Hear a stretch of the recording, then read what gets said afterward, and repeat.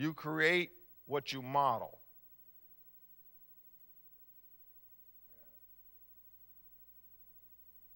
I'm talking to you.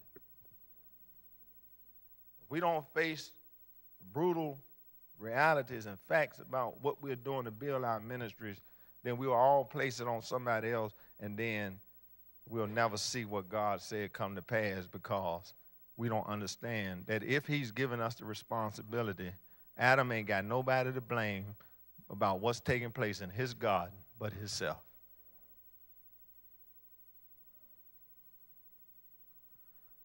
The question I asked yesterday, we always talking about vision casting. Who are you casting it to?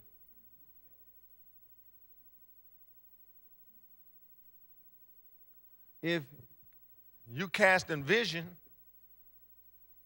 who are you going to cast it to? Who are you going to cast it to? Because if you cast it to somebody and know they don't catch it, they keep dropping it, then why you keep throwing it? Catch. Let's see. You was ready, though. God knows you was ready. God knows you was ready. Who you casting the vision to? Because if you casting the vision to people to keep dropping the ball, why you keep throwing it to them?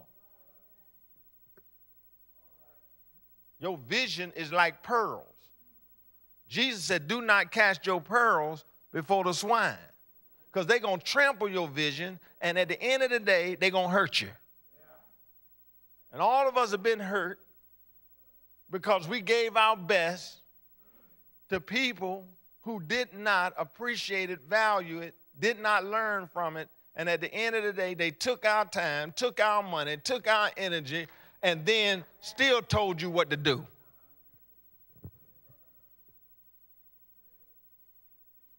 They forgot all that you invested in them, and now they can tell you where to go.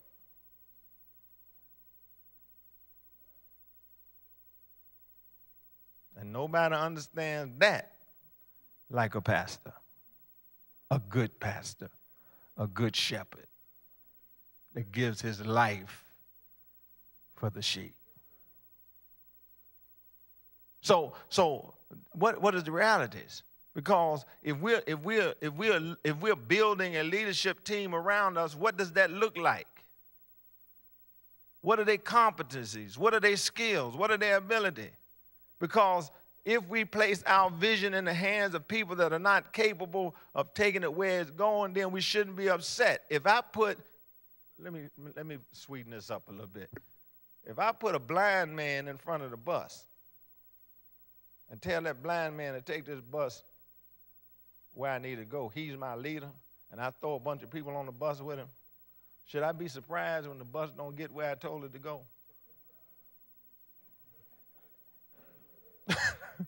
I really shouldn't be surprised that that bus ain't going. Some of us act like we surprised. I don't know why my ministry ain't growing. Hallelujah. I don't know why. I don't know why. It don't make no sense. I don't know why my ministry ain't growing. I don't understand. I am shocked. We should be 5,000 by now. Hallelujah.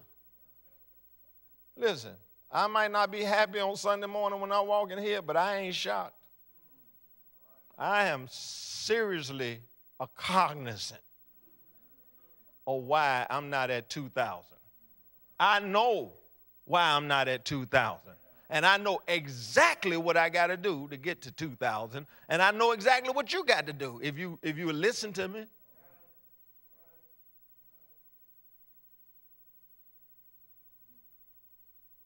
Well, Bishop, you ain't done it yet. But if I got the system, if I got the vision, if I got the system, it shall come to pass. Wait on it because it's going to take time.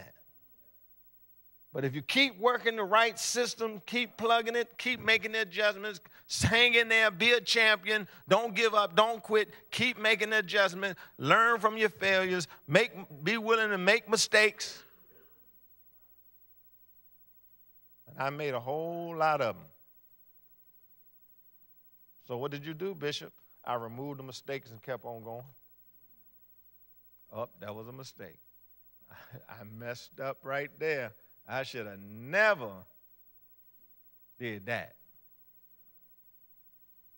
And the bad thing about it is the people know you shouldn't have did it too. So instead of, for fear of making the people sound like they know a little something, you keep acting like you did the right thing.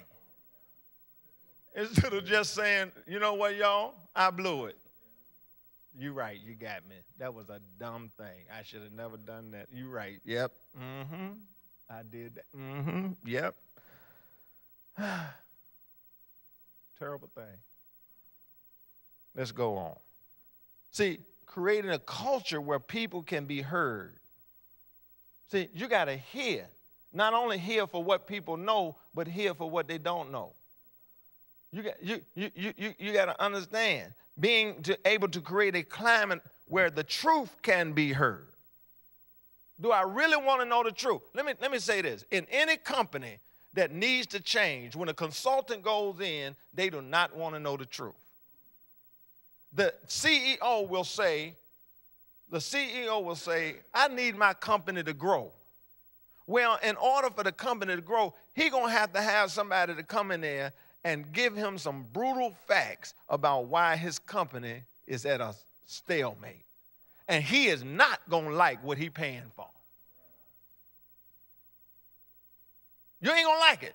You will never get help if you're waiting for somebody to tell you everything is all right. They pay consultants thousands of dollars to come in there and hurt their feelings. Because they understand, Dr. Kelly, that a hurt feeling pushes me to another level.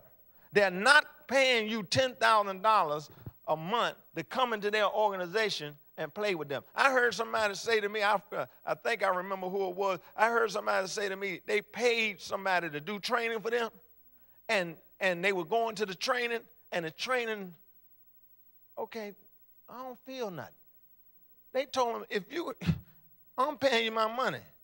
You better, when I leave here, I want to know I've been in the training. Oh, y'all ain't talking to me. You want to know that you're getting your money's worth. And you know you're getting your money's worth by the pain you feel when you leave. You don't know, if you paying that person to train you all that money and you go in there and you feel just as good when you leave as when you went in, you ain't done jack. That's right. Amen.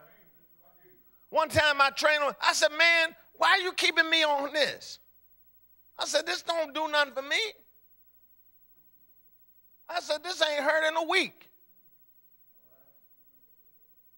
He said, let me give you some more. Then he was trying to be funny, tried to break my sockets out. I mean, but my point is,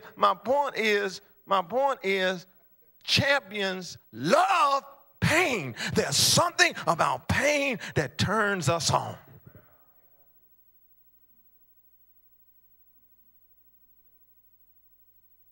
Chumps run from pain. Champions said, bring it on, baby. Give me some more. Give me some more. Give me some more. Give me some more. Pastor Johnson and Dante lifting weights. Give me some more. Everybody, give me some more. And you ought to see the faces being made and all we going through to get them to make sure we hold up the weight. Getting too much, falling all on your chest, you can't get it back up, trembling and sweating, whatever we doing. But guess what? We love the fact that we are challenging ourselves because we are pushing it to the next level. And if you don't like pain, you will never be a champion. And we got